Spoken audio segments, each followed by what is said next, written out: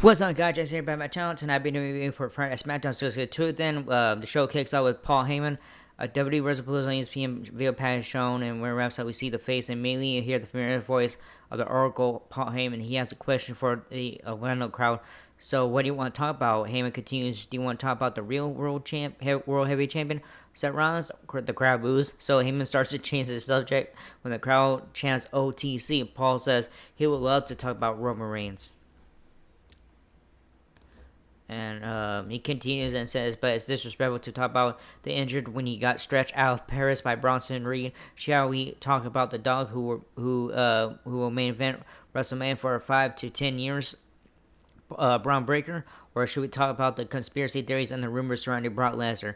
Before Heyman can go any further, Cody's music hits to interrupt. Down the speed, WWE champion comes out to a big pop. The crowd singing along to his theme as Rose makes his way down the ramp. We get a glimpse of the Crown Jewel ring from last year as Cody gets a turnbuckle to another big pop. Fans chant Cody's name and then begins doing the Cody Rhodes song version of his chant. Rhodes then begins on the microphone. Cody asks if we all got a chance to see that WrestlePalooza video package. Cody wants to get right to the point. Cody says he wants to talk about Brock Lesnar. He offers evidence about what he's trying to talk about, showing a still from WrestlePalooza with Heyman standing by Lesnar ahead of his match against John Cena. Cody wants to know who he's talking to right now.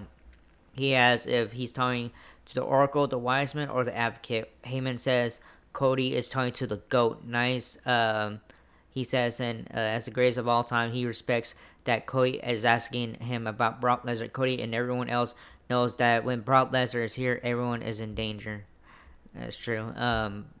Okay. Paul has good news for Rose, saying that Lesnar is not here tonight as Breakker and Bronson enter the ring. Heyman states that even though Brock Lesnar isn't here, who's to say Cody is not in danger right now? Heyman gets on the apron as Cody addresses Braun Breaker first. He brings up that what Heyman likes to say about Braun before talking about growing up around bookers and people like Paul Heyman, whatever he sees in the main event waiting to happen. And Braun Breaker, this gets Breaker riled up as he takes his shirt off. Cody takes his jacket off as he looks to square up with both men despite it being a bad decision on his part. He starts unloading shots on Breaker and Reed. But the numbers game is too much for the champ. Before Randy Orton runs down for the save, the crowd explodes as the Viper catches Reed with the RKO. As Cody sends Breaker to the outside, the two men stand tall as the Vision regroups on the ramp. Cody loves it. That's how I'm showing where it's on. Anyway, so the first match coming up is the Street Profits versus Mello. Don't miss. Alright, once all wraps up, we shoot backstage. We see the Street Profits getting ready and stuff. Then Street Profits theme hits and all that stuff. And Mello don't miss. Alright, so here we go. The bell sounds, gets the show running. Ford and Miz kick things off for respective teams on the set. Miz makes the tag and Hayes picks up where he left off. The two hit a double team spot on the show. Heads into a match crucial break.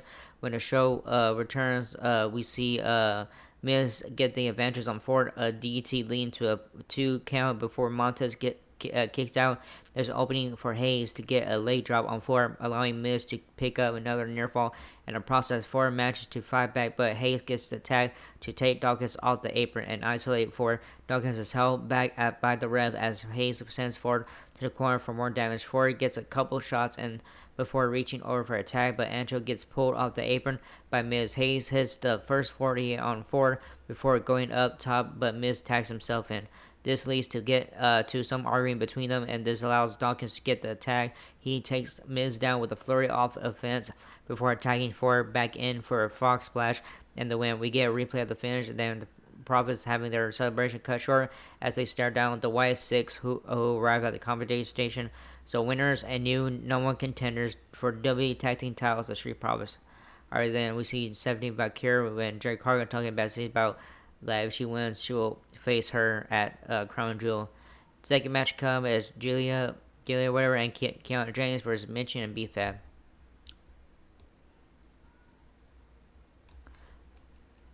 Alright, back inside the arena, we head down to ringside as Gia and Keanu James make their way out for our next match. As they settle inside the square circle, we shift gears and head to a mid-match, pre-match commercial break. When the show returns, we see Mission and B-Fab make their way out. The bell sounds... Alright.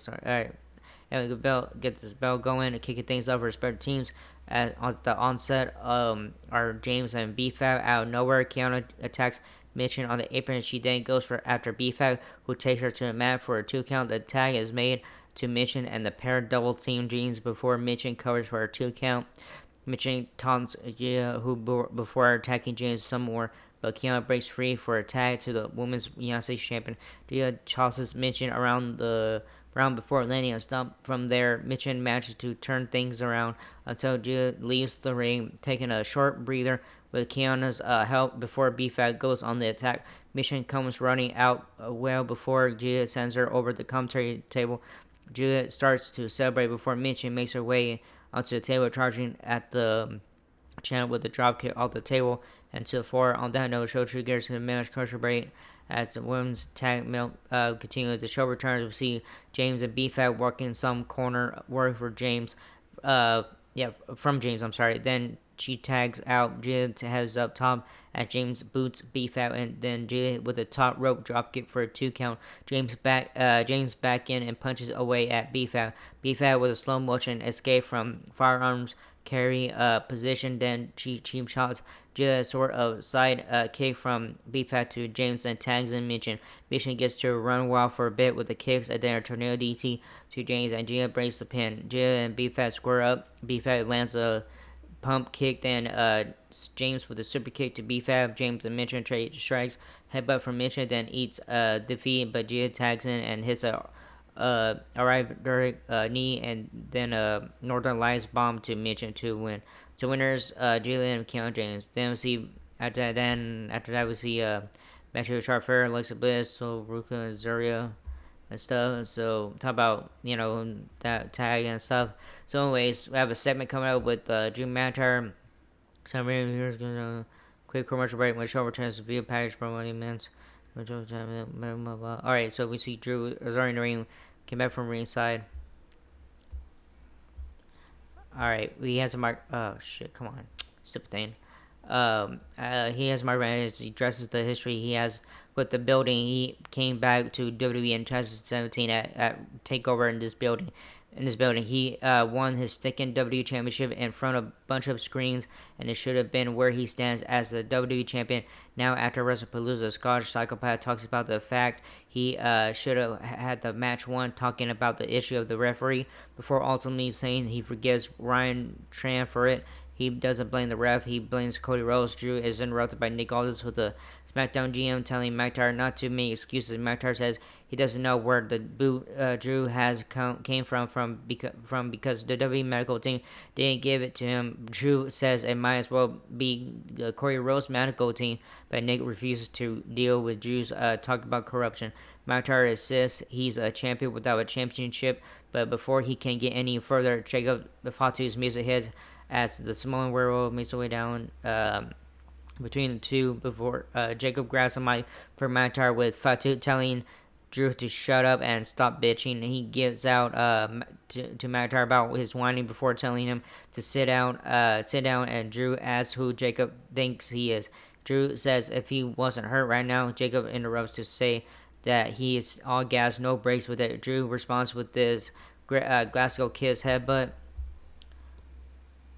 And then Fatu backs up and turns around in shock, but quickly turns back around and fights right back. And then he pulls the boot off McIntyre's foot and lays him out with it. Jacob's music hits as he stands tall over McIntyre to end the show. So then we see backstage with Shane back here. Timmy Stratton, like if she wins, she'll face Steffi and stuff. Alright, so next match coming up. WWE United States Championship Open Challenge. Sami Zayn, who's the champion, versus Yvonne Evans. She backstage, then we see Sami Zayn talking to Rey Fenix about the Open Challenge and stuff, but he doesn't know who it is. Then we see, it could be NXT and stuff. All that no show should gear some Kurt Ray. Sami Zayn makes his way to the ring and stuff, but then we find out someone from NXT who has entered the challenge. NXT superstar Yvonne Evans comes out. Then we get the bell going. Evans is greeted by NXT champs before he locks up with the champ. They trade holds before Zayn takes a challenger to the mat, but also allows Evans to get back to his feet. They go back at it. Sammy and gets taken to the corner before Evans backs up. This allows Sammy to take control with some chops, and it's to Rose for a springboard attack, and then at a 2 count over the champ, he follows up with a hurricane for another near fall before landing a dropkick that sends Sang to the outside. Evans goes for a dive, but is cut off as Zayn comes back with a clothesline, setting the challenger down with the authority. On that note, we should get some match coach Ray as the match continues. Oh my god, you stupid thing. Alright, we return from the break. We see that Zayn has just regained control with some tries. He gets caught and sent over the rope to the outside before Evans hits a dive onto the champ. Javon brings Sammy back in the ring, managing to break away from a blue thunderbomb attempt. He then takes the champ to the mat with a spinning kick for a 2. Sammy is sent to the corner and propped up on the turnbuckle, only to send Evans to the canvas with a chop. Sammy bounces himself on the top, but is caught with a hard crown by the challenger, who takes another close 2 count. Evans heads to the corner as he charges at Zayn, who catches him with the exploder into the turnbuckle. He runs across for a lubricate, but Evans cuts him off with a kick of his own. Double spring tornado splash gets him nothing as Zayn rolls away, but the champ is still in trouble as Evans runs to the corner once more. An OG cutter connects on the champ, and Evans makes a cover, but Sammy kicks out just in time. The crowd's getting pretty loud as the two go back at it, with Evans narrowly missing attack on Zayn. Zayn follows that up, but by this time is successfully connecting with a blue thunderbomb for the win to retain a great match. I'm sorry. So winner is still WWE United States Champion Sami Zayn. By the way, he did a good job. Evans, he did a good job in this match. I enjoyed it. Then after that, we see backstage with Chelsea Green, Nia Jax, and then Sammy Kier showed up about her joining her business and stuff. Then she rips it, and then after that, we see about Kier. And so it says, and what's her name? Nia Jax says she wins. She'll face her at Crown Jewel stuff. Then after that, backstage with Damien Priest shows, and then he trips up with the Pretty Deadly members and stuff. Then talks and stuff, pointing out he got injured stuff. Then we see Aleister Black kick him and stuff. So and then it was I said Damien Priest's birthday and stuff. And then after that we get to the main event, WWE Women's Championship match, triple threat. Tiffany Stratton, who's a champion, versus Jade Cargill versus Nia Jax. Okay, so semi-final match and style thing for the event. Two challengers we here now. Alright, anyways, the bell sounds official. I'll run this one. Alright, shoot, I have to refresh the thing.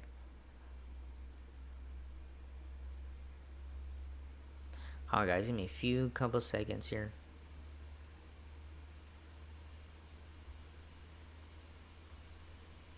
Alright, so here we go. Jax uses her size and strength to jump off into an early offensive lead. It doesn't last for long, however,